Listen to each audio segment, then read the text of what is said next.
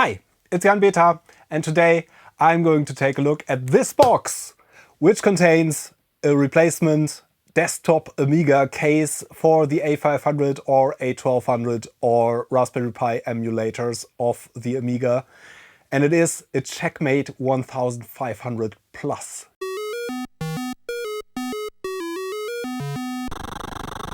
Steve Jones, who makes these, was kind enough to send me this whole package, which should allow me to put an Amiga 500 board into the new case and make the Amiga 500, which is, as you probably know, a wedge-shaped all-in-one computer kind of thing, into a desktop case. It has an internal power supply, which is also provided in this box.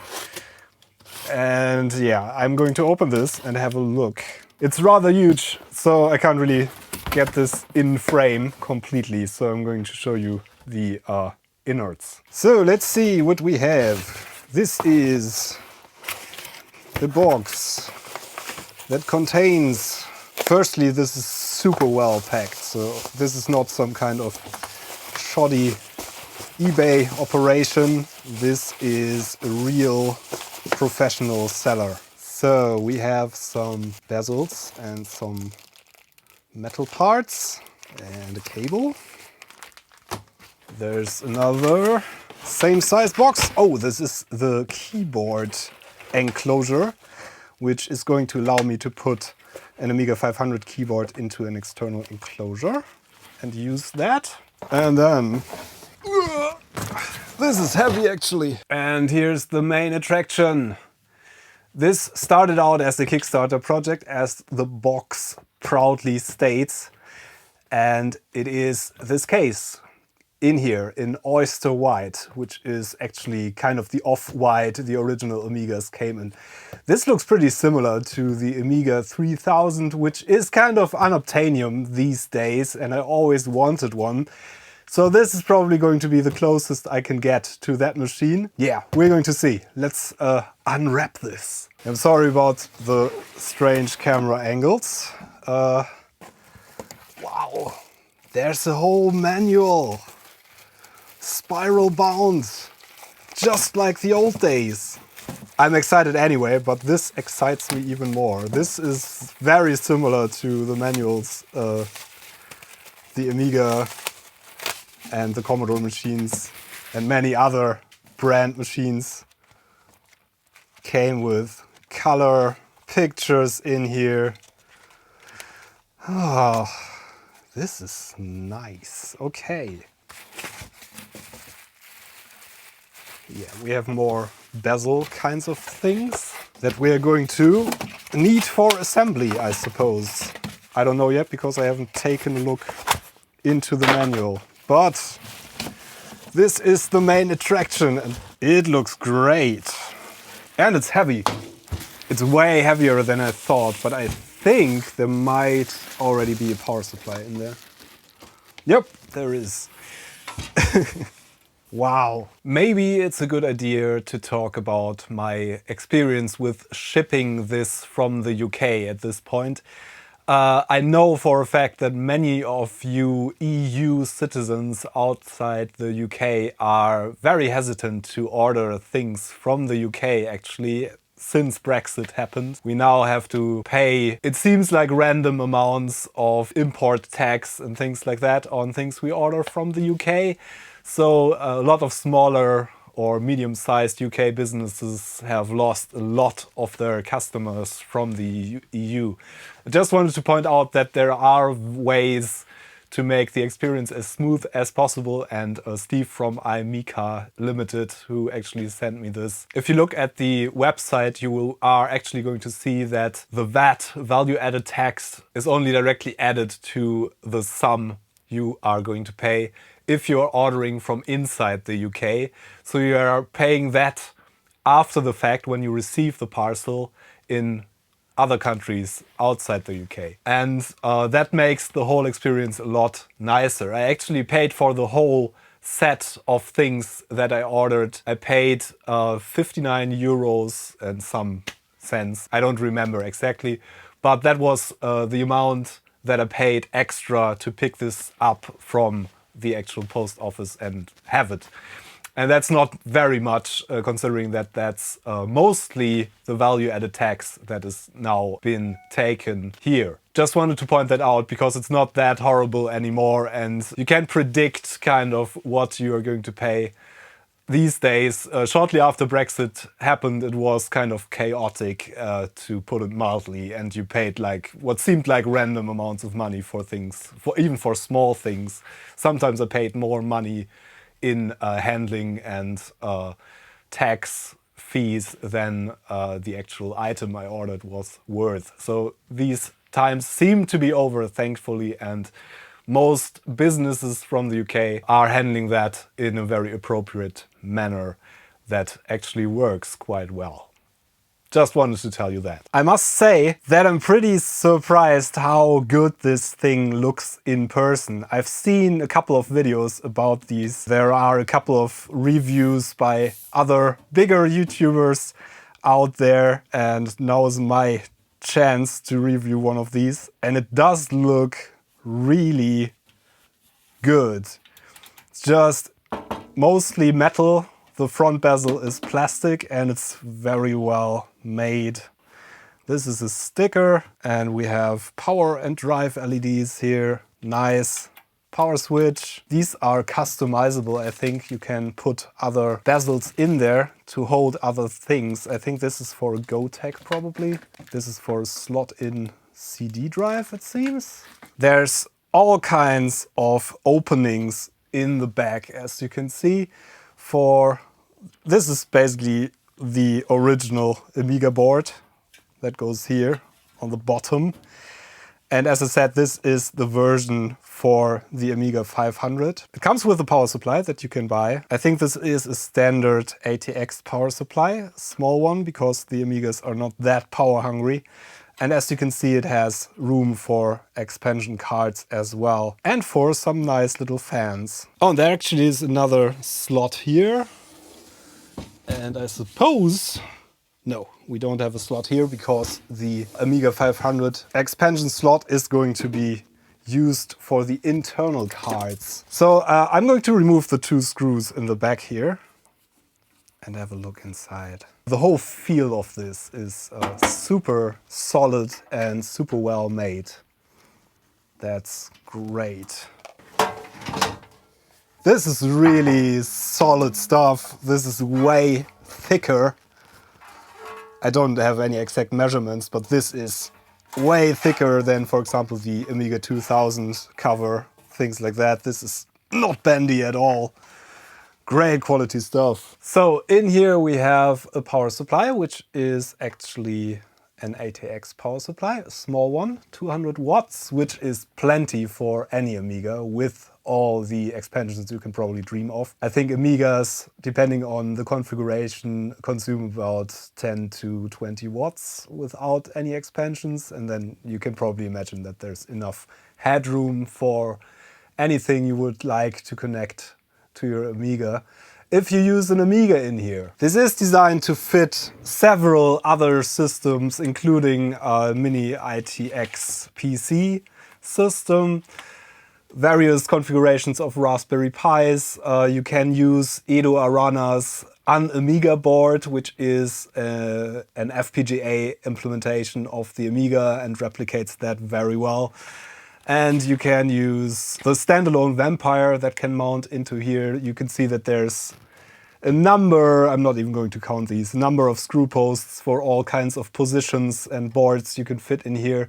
I decided to put a classic Amiga 500 board in here though, because I like real old hardware.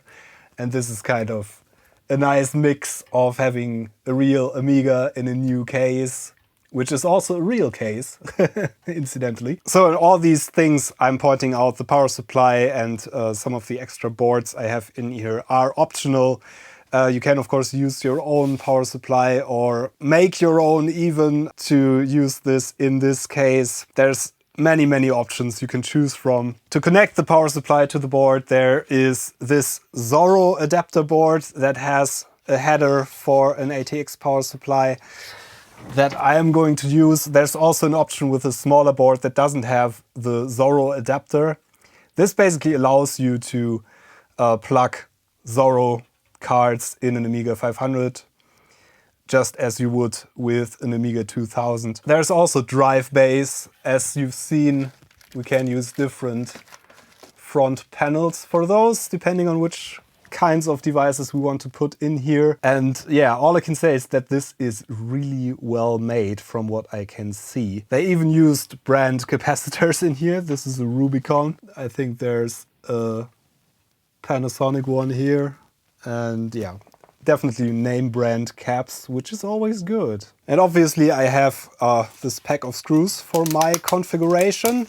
This is all metal, even these standoffs are metal. These cases also come in a beautiful black, but I kind of wanted to keep it old school for this build. In order to put an Amiga board in here, I think the first thing we have to do is to get the power supply out, because the board mounts here, and it's a quite huge board, as you've probably seen on my channel before. These parts here are actually to build kind of a keyboard garage.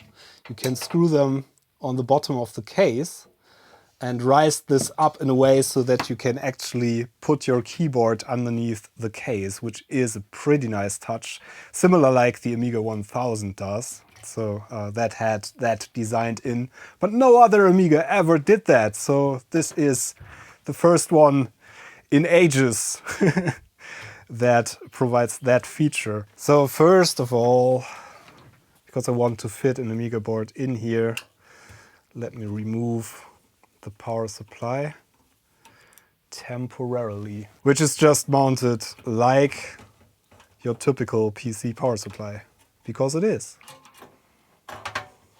So I got myself a nice recapped and tested Amiga 500 board that you might recognize from a previous video. And yes, I'm using this very board. I found that I have to remove this Zorro board to properly insert this. We put the Zorro board on this board, which is a nice tight fit. And then this board should slide into the positions it's designed to slide into. So we should be able to determine which holes to use to fit this board. I'm going to give them a tiny bit of a marking. Then we take this out again, and we should screw brass inserts into the positions we marked.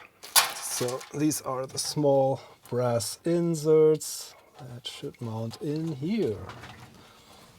And now we should be able to put this in here and affix it to the actual case. And also this Zorro board has to be screwed back in, obviously. So let's put in some screws. These should be M3 screws that are provided.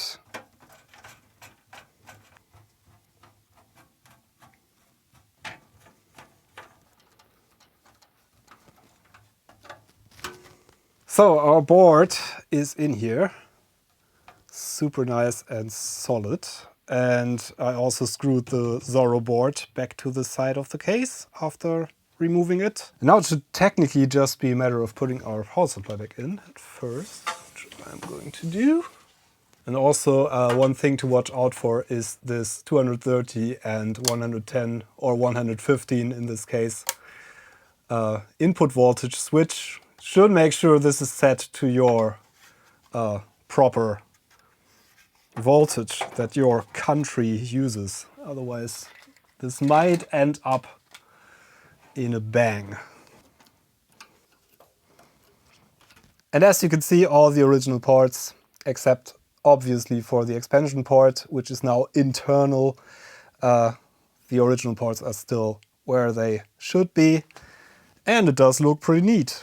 And you could, of course, also use an original power supply and not use the internal one, which in some cases might make sense. But I think if you have a desktop case, it makes more sense to have an internal power supply. We can, of course, also still put a trapdoor memory expansion in here. But we should be aware of the fact that this is a metal case and we want something to insulate the bottom of this. Could probably just put some rubber standoffs on there. And as you can see, in this configuration, there's not really room for a fan to mount it directly to the case. There is this huge cutout for, I think, a 120mm fan, I would guess, or even bigger one. I'm not quite sure. But yeah, you can't do that with an A500 board in there. But this is a ventilation opening anyway, so that's going to be a good thing for airflow. Yeah, I kind of want to put some rubber feet on here. I ended up just putting 2 rubber feet. These are these 3M standard size rubber feet they're exactly the positions where these standoff screw holes are. Turns out this works pretty well. It is super solid in there and has the correct height as well. So that should be nothing to worry about. So as far as drives go, there's this huge drive holder here, which can actually be customized in quite a few ways. There's already pre-hole drills for a lot of drive types. This whole thing is provided with this bezel that I think is meant to hold a slot in DVD or CD drive that you can fit with the provided front plate here. I'm going to try to fit a real disk drive in here. It should be possible with some tinkering. In order to fit this correctly, we have to remove this bezel at first, I think, which is screwed in through the bottom. And out comes our bezel. And of course, it should be relatively easy to mount hard disk drives and all kinds of different drive types to this. I think if you put some washers on here, the drive is going to fit perfectly. The screw holes are all there. I'm going to find myself some washers to slightly raise this up.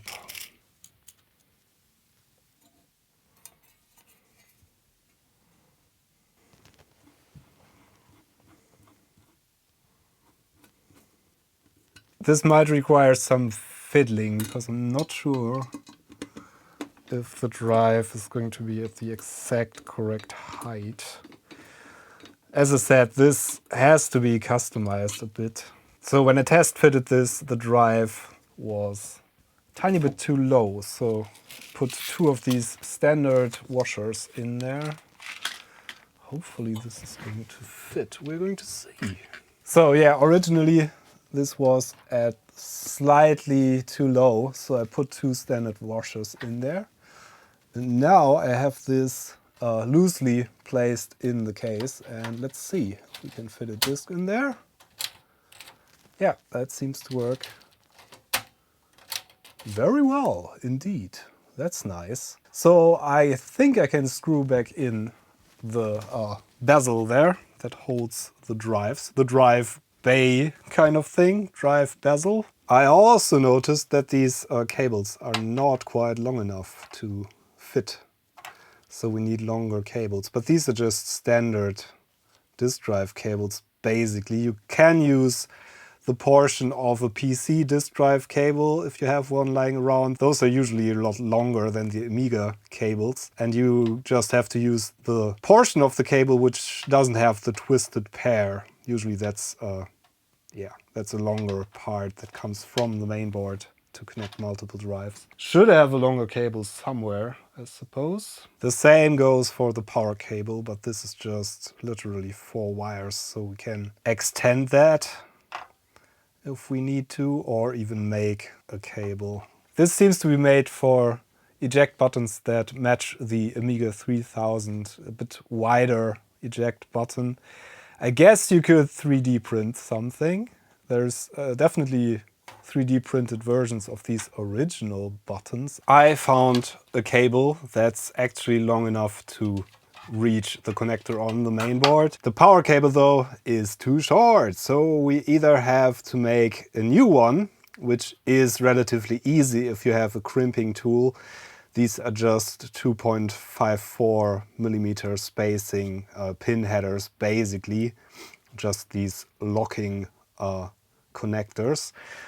But I think what I'm going to end up doing is to just put some additional length of wire between here and solder these in. Use some heat shrink tubing to insulate them, and then we can reach the connector on the mainboard.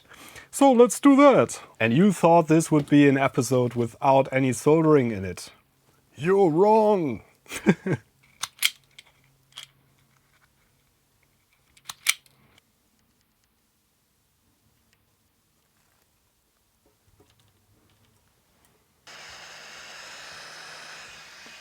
Okay, my cable is finished and we should be able to connect this to the disk drive as well as to the little header on the board.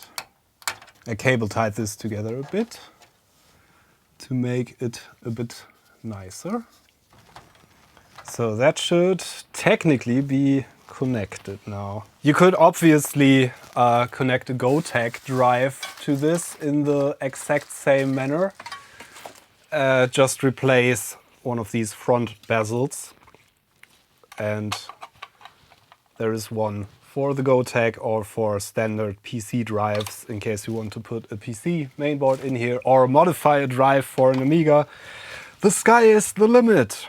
Okay, let's connect that power supply. The little Zorro board that I ordered doubles as a power supply connection. So you can power the Amiga through the side expansion slot here. And of course you also have one Zorro II slot. And this is an extension of the original expansion slot. Actually, couple of things to mention here. There's solder spots for dummy loads that are labeled as well for the voltage rails.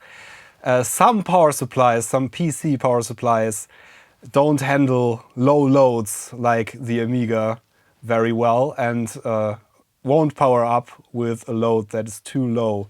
There's a whole section in the manual about correctly using these. Usually, if your power supply doesn't power up, you would want to put a resistor dummy load on the 5-volt rail or the 12-volt rail. Usually it's the 5-volt rail, that's the main rail with the most amperage, and if that has enough load on it, the power supply is going to start up. Not too worried about this one because this is ordered from UnAmiga, from the Checkmate people, so it should work right out of the box, I hope. And there's also little pin header connectors for 2 fans that you could put in the case. So I'm not going to use these and I'm not going to use the dummy loads as I explained. I'm just going to connect the ATX power connector to this connector here. And that should be that. So these are tied together. And here's our connector that should just go in here, I suppose, this way around. Also, for some PC power supplies, you are going to need an extension cable for this power connector because it's not long enough for some power supplies, I guess. And there's also a pin header here for the power switch that we're just going to connect the cable that comes from the power switch to. Now for connecting the keyboard, or rather making the Amiga 500 keyboard an external one. Obviously the Amiga has this connector on board for the internal keyboard, but we want that external. So there is a cutout here for a DIN socket, and that is going to be populated with a 7-pin DIN that got provided in the Amiga 500 keyboard cable kit that I ordered with this whole thing. So we're going to screw that in, and that should connect to the keyboard connector on the mainboard as well as to the power LED. There's a connector for that on that little adapter cable. So here's said cable, and there's actually one pin missing on this connector on the mainboard. I'm not sure if you can see that from that angle. And this basically just plugs into this, and we are going to screw this into the back panel. We're using nuts and bolts.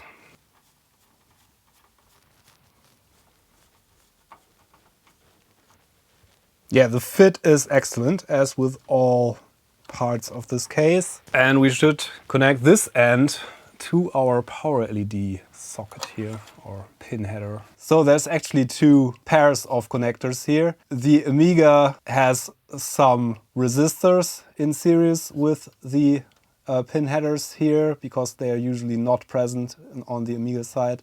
And the PC, usually PCs have resistors already for the LEDs, so you can hook the LEDs straight up to the mainboard outputs. The HDD LED literally is for hard disk LEDs, so this is going to not function without a hard disk, without modifications. We're going to have the floppy disk drive LED on the keyboard itself, actually. And if it doesn't work this way around, because LEDs have a polarity, I'm not quite sure which part of the cable is the positive and which one is the negative, we're going to have to turn the plug around, which is not going to be very difficult. So, onto the keyboard. So, the keyboard comes with another 7-pin DIN connector here, with a connector that actually can plug into the cable that comes from the Amiga 500 keyboard. Also, of course, a cable to connect the keyboard assembly externally to the 7-pin DIN jack. Unfortunately, these are not compatible, as far as I know, to the other external Amiga keyboards, which have 5-pin DINs, if I'm not mistaken. 6-pin, actually. And the way we are going to do this is to open this up, which is also, it's the same sturdy sheet metal construction as the rest of the cases. We have some screws that are provided here. This is the Amiga 500 keyboard that we should be able to just put in here and like kind of slide it into this supports, into these supports. Yeah, that fits nicely. And it sits very tightly in here. We're going to secure that later with some screws. First of all, we obviously have to fit this in here. I'm going to fit it with the notch on top. So this is basically the same operation as on the case, on the other end of the DIN cable. And you might notice this cutout here. That is actually to fit Keyrah from individual computers in case you want to use an Amiga 1200 keyboard. It's a little bit more complicated. You need the Keyrah at this point to be able to use that. And that is going to convert the keyboard signals to USB. And then you need the other portion of the Keyrah in the main case to convert that back to the Amiga. It's a bit complicated, but that way you are going to have an external Amiga 1200 keyboard. This connector should fit this connector, and the cables are color-coded in the same way. That's a nice touch. So this should technically just work, if I can place it in here. Steve is working on a way of making an adapter that provides a PS2 socket directly on the Checkmate case, which is pretty nice. So you can use regular PS2 keyboards from your PC. That is not out yet, but it is going to be available soon. So here's one point of criticism. The manual actually says to use washers to screw 2 screws in here to hold the keyboard in place. And they are not provided. It's a scandal. But yeah, we're going to use some from my parts bin here. Not going to screw these in super tightly, just so we can reposition the keyboard in here slightly. I think that might be necessary. Most of these Amiga 500 keyboards are slightly bent and things like that, so maybe your mileage may vary a bit on this. See? Yeah, that does look pretty nice. I have to bend these LEDs a tiny bit more upwards. So they are centered in the little windows there. It does look very nice, actually. We can screw this together, I think. There's some screw holes here and on the back side. And I think originally I saw a couple of videos from people who assembled one of these. Originally this was provided with some nylon screws, I think, for these spots. Probably just to make it look nicer, I'm not sure. Or maybe to make it less hard, so your hands don't rub against these screws. But these are really not that dangerous. Not quite sure why that design decision came, but this was provided with some proper screws. Actual metal screws. So I'm going to use these. And these are just standard M3, so you could use whatever screw thing, threaded thing you want to use. There we go. That is a nice looking keyboard. Can put some feet on here, I suppose. I think some of the reviews mentioned there were already feet on here. I'm not sure why there aren't any on mine, but I have plenty of little rubber feet that I could potentially put on there. Yeah, it does look pretty clean, pretty nice. I like it. It is kind of wobbly, but it doesn't have much give, so it's going to be a sturdy typing experience as long as you don't hit the metal case too much. Yeah, I guess that's just because metal is just a bit bendy. I think it's time to try the whole system at this point. We have everything we need, probably. I have to connect the keyboard, obviously. So, using this cable, like so. And it should go into our keyboard assembly, like so. And it's long enough for all the gymnastics you want to do. This also came with the power cable, mains power cable. So we are going to connect that to the power supply. I have also hooked up the monitor now. Yeah, I'm actually going to power this on now and see what it's doing. See if the power LED works. Cross your fingers, everybody. It should technically just work. Definitely something happening. Power LED is not working. But it's showing me the Kickstart or Workbench logo, and the drive is happily ticking away. We don't have the power LED working. We can turn it on and off with the power switch. That's nice. I'm going to plug the power LED connector in the other direction and power it on again. Yay! We have power LED. We also have power LED on the keyboard. One thing to note about the keyboard, as it is now, it is not going to fit under the case, so I'm not going to bother with putting these extensions on there for the keyboard garage. For now, you have to use smaller, for example, PS2 or USB keyboards to be able to use that feature. But other than that, I'm pretty pleased with this at this point. It doesn't look bad, even if that's a minor flaw, I think, like optically, that this eject button doesn't fit the hole completely. I'm going to clean up the cabling a bit, I think, some cable ties and stuff like that. But for now, let's try if this acts as an Amiga 500. So it should totally just work, because it is a tested Amiga 500 in there. But still, I want to give this a quick test run before I close the case. The fan in the power supply is actually running, but it's super silent, which is a super nice feature. You could actually hook up the drive LED to the mainboard of the disk drive, I think. There's ways. I did that once. I made an internal drive, an external drive, basically, and I hooked up the drive LED to the mainboard on the on the disk drive. So that is entirely possible. But I plan to expand this a bit, so maybe we're going to end up with a hard disk in here. So I'm not going to do that. There's probably going to be more videos about this thing. And we still have the drive LED on the keyboard, obviously. Yeah, it totally works. I put it into Workbench just to make sure my memory expansion is working. And as you can see, it does.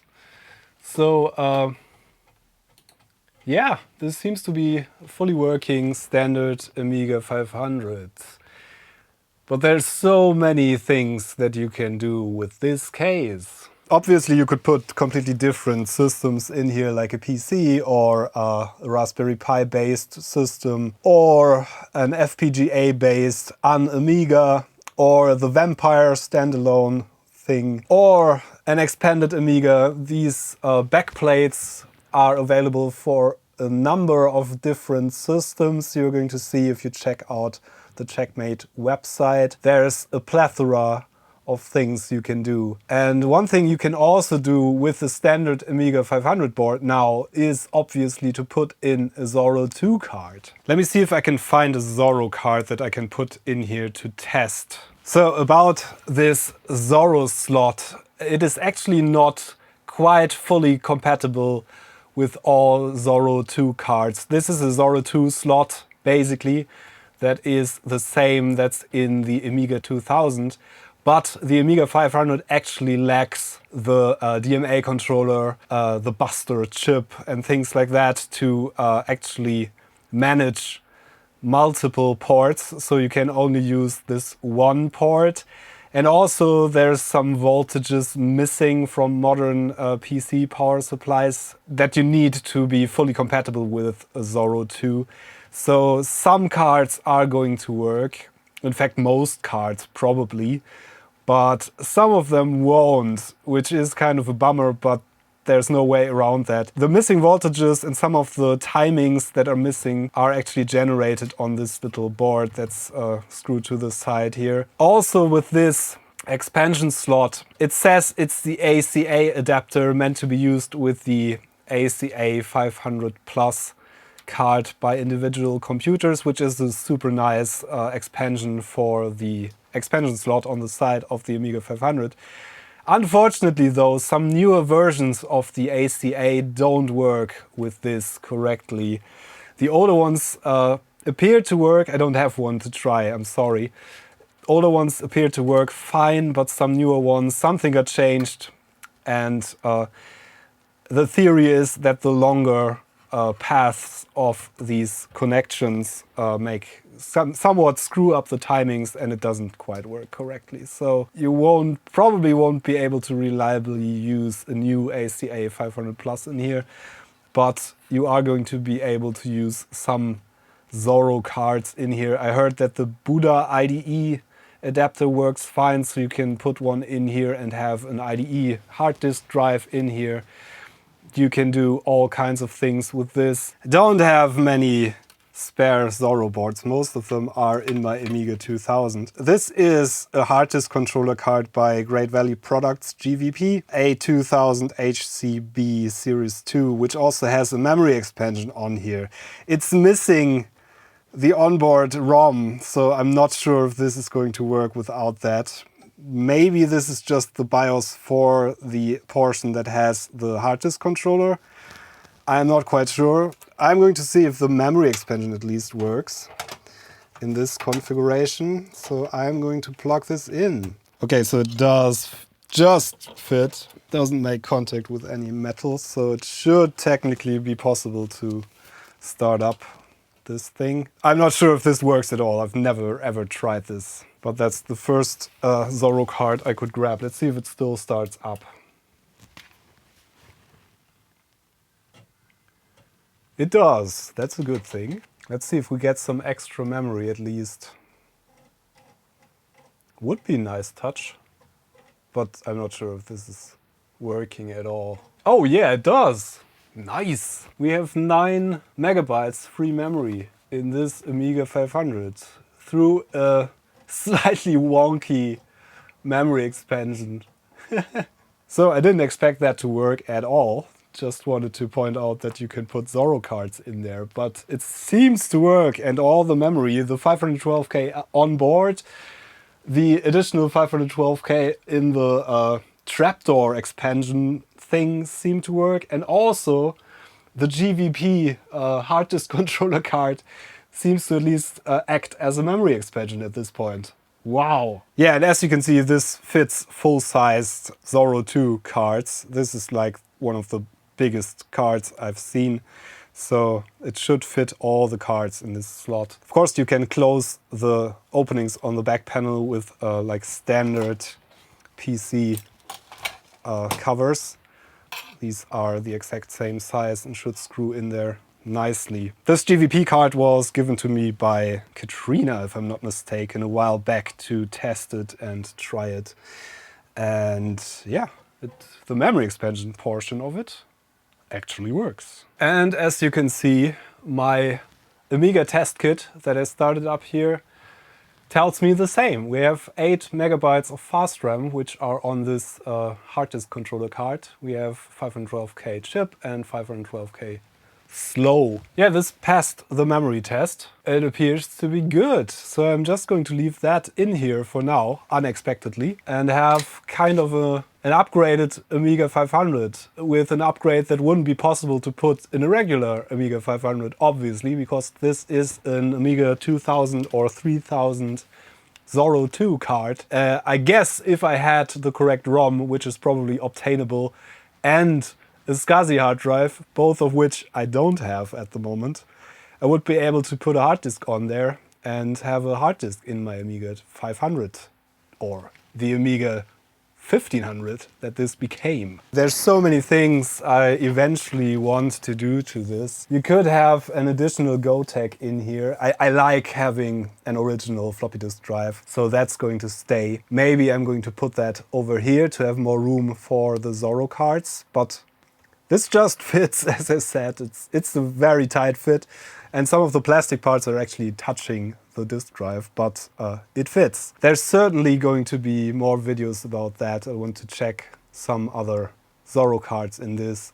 Maybe put an accelerator card in here, which should be possible, like with an Amiga 500. You can use all the Amiga 500 terrible fire cards, for example, that just plug into the processor socket. I definitely want to upgrade the kickstart in this. This is running kickstart 1.3, as you've seen. I could also rip this out and put a PC in here if I wanted to, which I obviously don't.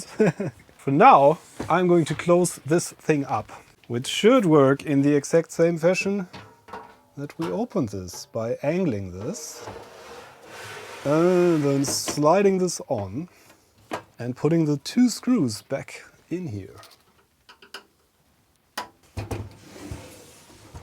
The keyboard is a bit wider than the case, so you won't be able to put it under the case unless you angle it and put it under there. Yeah, this is an Amiga 500 still. It doesn't have a hard disk, it doesn't have any fancy extras except for some memory. There is a sticker for the keyboard provided as well. I'm not quite sure if I want to put that on there. I'm probably going to at some point. Yeah, overall, I'm super happy with this. This is a very well-made, well-thought-through project that is not that expensive considering the quality of this. Yeah, so what's my verdict in the end after building this?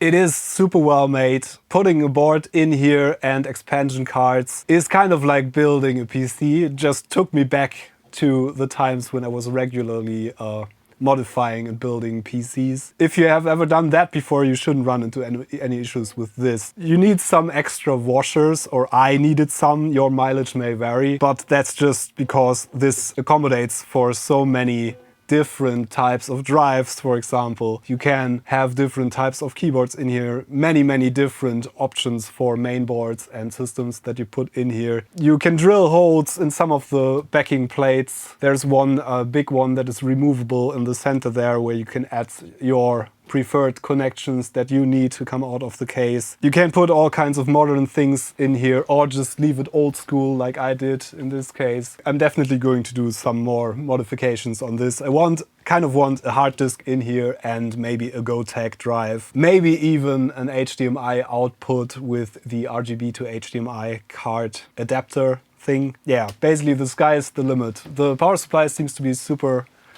quiet. Actually, the fan spins quite a bit at the moment, but it stays really cool and it's not annoyingly loud like some of the other big box Amigas tend to be. Overall, I really like this. It was a super fun experience and I think the results speak for themselves. It doesn't look half bad. As I said, these are also available in black.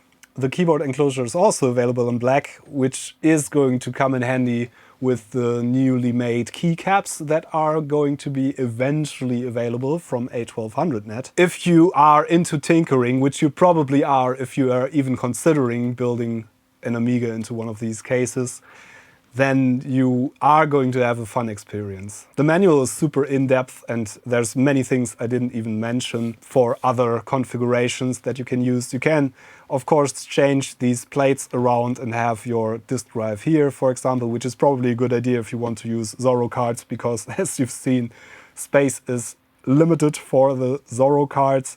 All other expansions that fit into an Amiga 500 should fit in here without any problems because the case is just a lot taller. The power supply seems to be super convenient. There's no screen flicker or anything which you sometimes get with bad power supplies.